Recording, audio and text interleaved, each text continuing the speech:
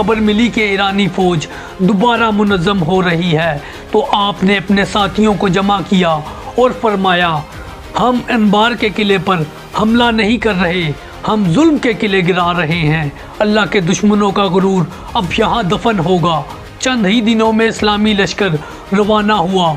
दजला की रेत उड़ती जा रही थी और सिपाही अल्लाहु अकबर के नारे लगाते आगे बढ़ रहे थे।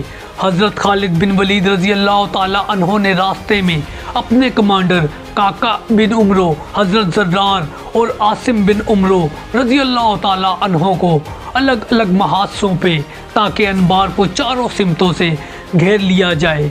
इस वक्त मुसलमानों के चेहरे खौफ से खाली और यकीन से भरपूर थे। ये वो लम्हा था जब तारीख एक नई फ़तह लिखने जा रही थी, फ़तह अनबार। दोस्तों, दजला के मगरबी किनारे एक बुलंद किला खड़ा था, अनबार का किला। फसीलों पर हज़ारों ईरानी सिपाही हाथों में तीर कमान लिए तैयार खड़े थे।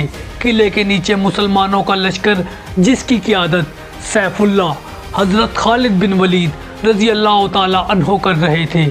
जंग के दिन सुबह के वक्त मुजाहिदीन सब पस्ता किले के सामने खड़े थे। इस वक्त फ़िज़ा में खामोशी छाई हुई थी, सिर्फ दजला के पानियों की हल्की सी सरसराहट सुनाई दे रही थी। फिर हज़रत खालिद बिन वलीद रज़ी अल्लाह ताला अन्हो ने अपने घोड़े को एड़ लगाई और अपना नेज़ा बुलंद किया और फलक शगाफ आवाज़ में पुकारा, अल्लाहु अकबर। अनबार के दरवाजे आज ईमान के तूफ़ान के सामने टिक नहीं पाएंगे। ये नारा गोया जंग का ऐलान था। हज़ारों